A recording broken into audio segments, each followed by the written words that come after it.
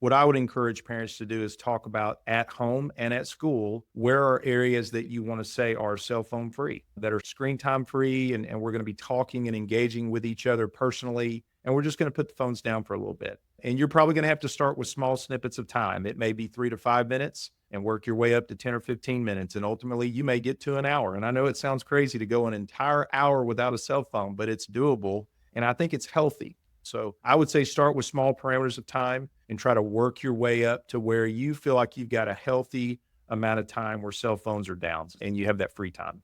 You're listening to the smartsocial.com podcast. This is our District Talk segment where we interview district leaders to learn how they're keeping students safe on social media. And we also ask them questions that we get from parents all over the country in our program. Now, let's get back to the interview. I'm Dr. Jeff Collum, and I am the superintendent of schools here in Conway, Arkansas, nestled in central Arkansas, just north of Little Rock, our state's capital. We have approximately 10,000 students and 16 campuses in our great school district here in Conway.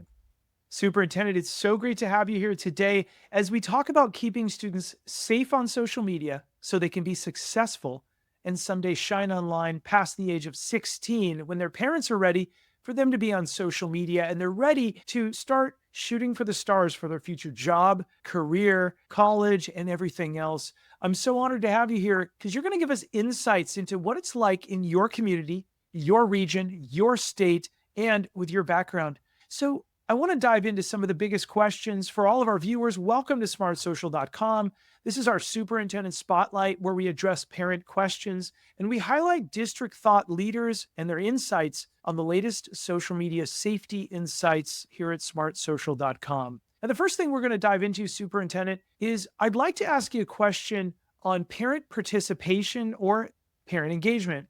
What is your suggestion for other districts to increase parent engagement? And are there any specific channels or events that get the biggest turnout?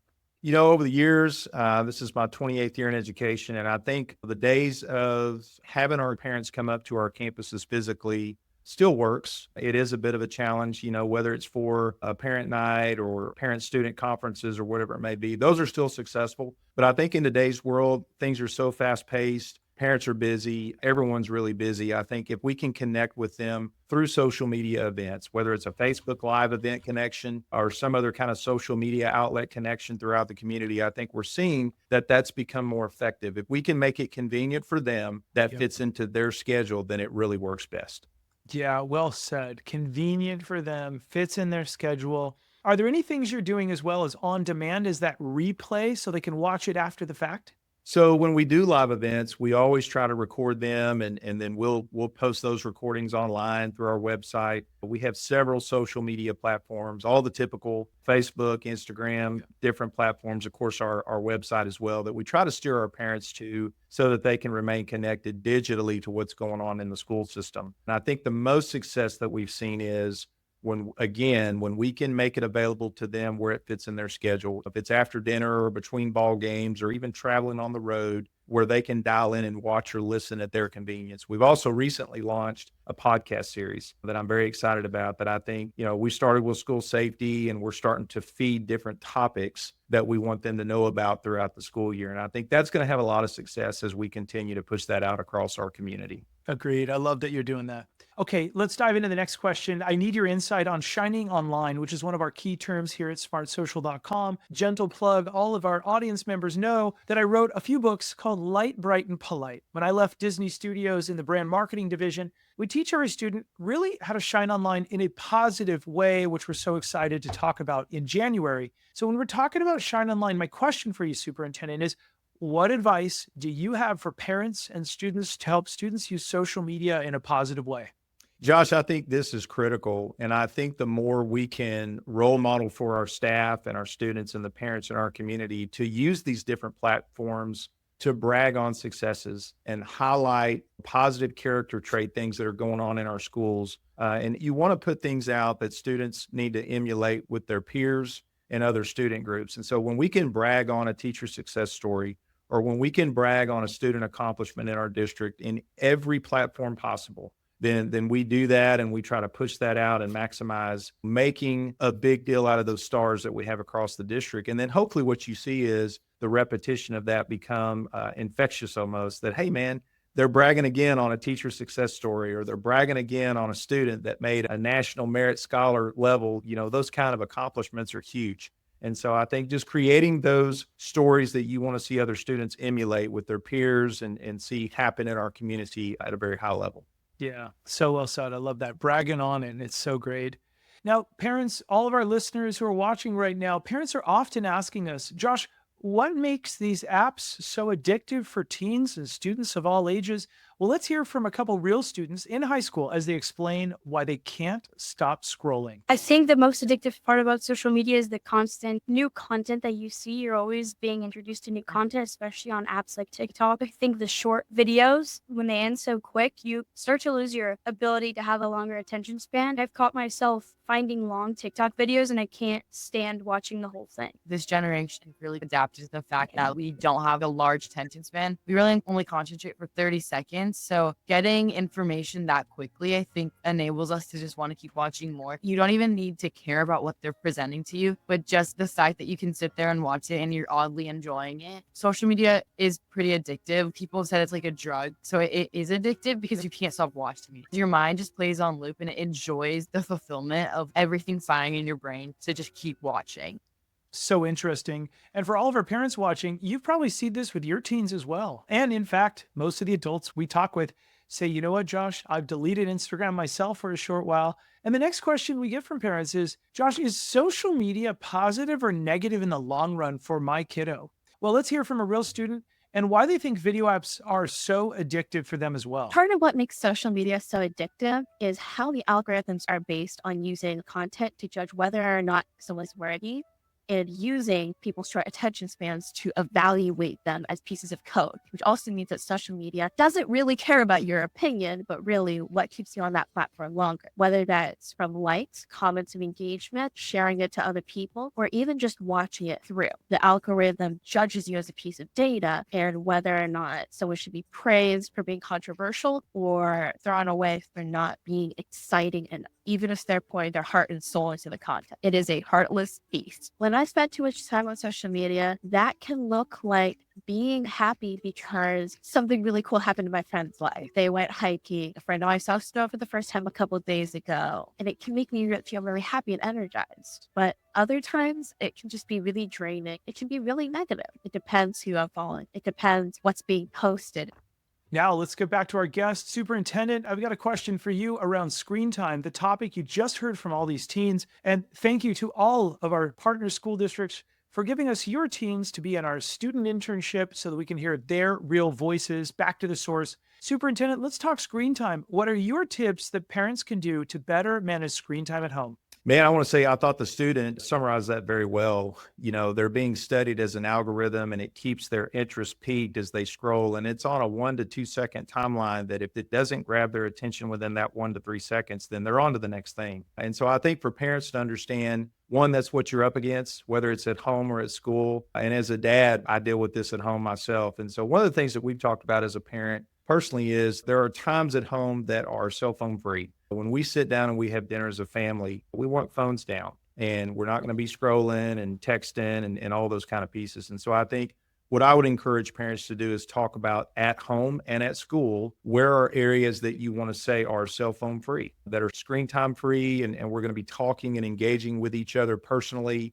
And we're just going to put the phones down for a little bit. And you're probably going to have to start with small snippets of time. It may be 3 to 5 minutes and work your way up to 10 or 15 minutes. And ultimately you may get to an hour. And I know it sounds crazy to go an entire hour without a cell phone, but it's doable. And I think it's healthy. And I think just the science, I don't know that I understand all of the science behind it, but just your eyes resting and your brain resting and all the different pieces, the neuroscience behind just looking outside at green grass and looking at the air and different things besides that screen time that keeps you constantly engaged and your eyes are engaged at that level. So I would say start with small parameters of time and try to work your way up to where you feel like you've got a healthy amount of time where cell phones are down and you have that free time.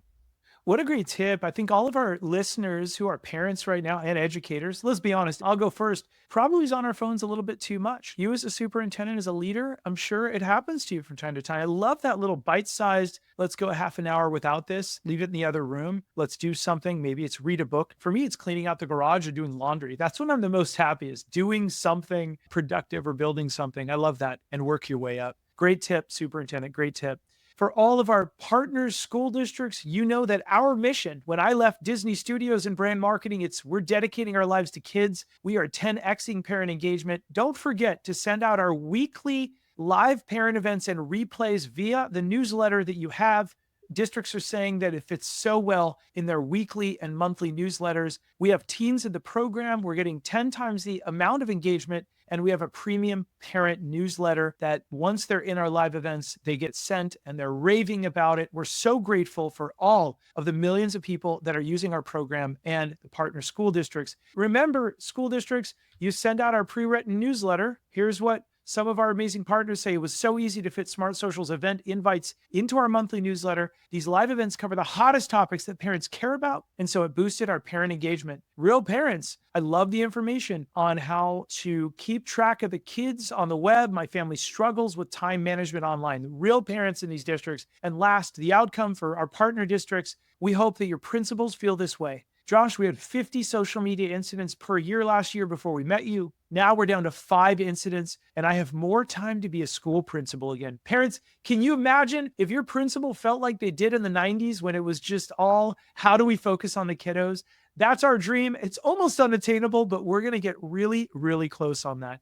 Parents, remember, October was anti-bullying month for us, so we supported positive student behaviors in our 45-minute world-class program. We do one every week. November is disappearing messages, the hidden dangers parents need to know. December was optimizing parental controls without invading your students' privacy. January is how to shine online with your social media accounts. Even when they're in elementary and middle school, we can teach them what positive driving looks like, even though they don't have the keys to the car quite yet. February is avoiding strangers and dangerous situations. March is understanding social media and AI's impact. April is the pros and cons of video games and how to navigate them as a family. And then the impact of screen time on motivation and more. So many great things. Superintendent, I want to hear from you. Let's talk about avoiding strangers and dangerous situations online. What is your advice to parents and students to avoid talking to these strangers and avoid dangerous situations online? I think this is critical. And you know, the way that social media has kind of flattened the communication world to where really anywhere in the world you can communicate with these children and have access to these kids through different venues, whether it's app or social media platforms. What I would advise is if parents don't know the contacts in their children's phones, they need to know all of those contacts.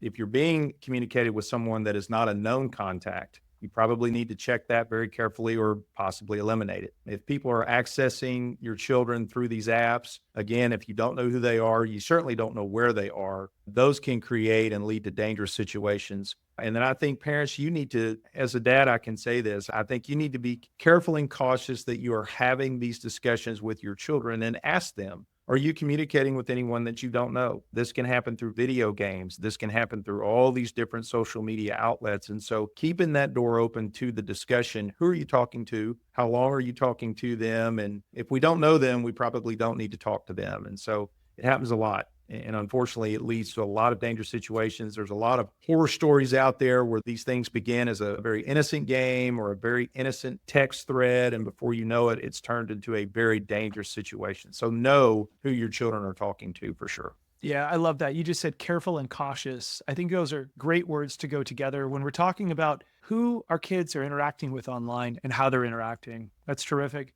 Okay, I've got one more question for you, Superintendent. And this is a question we get nationwide from our school district leaders and partners and also parents. It's about social media incidents. What is your advice to other school districts to best get ahead of incidents that might happen off campus, maybe even online, that could become a very real problem Monday morning on campus? If I had the perfect answer, I would bottle it up and probably sell it. But I would say this is something we're all trying to learn how to navigate and stay out in front. And so the thing I would say the best we can do at this point, knowing what we know about how these situations evolve from a Friday night or a Saturday text thread or, involvement online, some social media platform is I think really is getting our children to talk to us. The kids know that in my experience over 28 years, the kids know what's going on in those different platforms, and they know if there's cyberbullying. They know if there was a threat of a fight that could occur on a Monday morning. And so engage your students and make it a very safe environment. If they know something is going to happen on a Monday morning coming out of a weekend, you've got to have those connections with your students so they feel comfortable telling you, hey, this is coming. This is going to be a problem. And we've seen that work. We've seen that work here. I've seen it work in other districts to where students were actually part of the solution of getting out ahead of a fight or some other kind of volatile situation. And so really the key to me is making sure that you're communicating with your students and you give them a voice to communicate to you that's safe and they feel very comfortable coming to you and letting you know what's about to happen. That's terrific. Such great tips. For all of our parent communities watching, we think this is a really big one. Get ahead. What the superintendent is saying without saying, early communication, often communication, and also opening that door of vulnerability so that they can come to you at any time. World-class tips here. Superintendent, thank you so much for joining us here today. Thank you. I appreciate it. I think this is great effort. So thank you again for having me, and we look forward to hearing more about these efforts.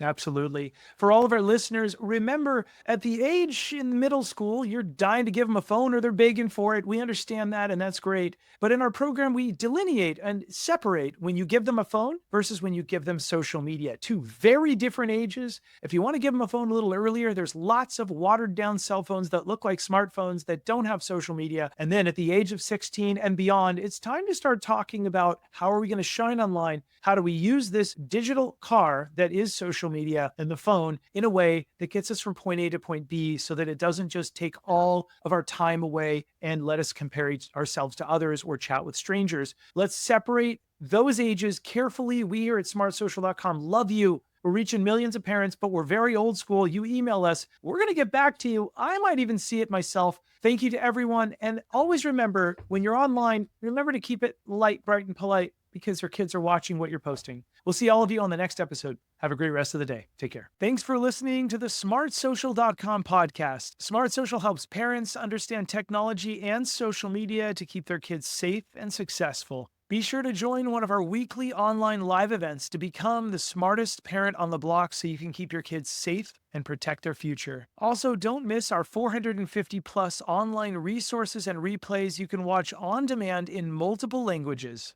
Are you a school district wanting to unlock these resources for your parents? Reach out to us so we can protect your whole community each week. Have a great rest of the day, and we'll see you on the next episode.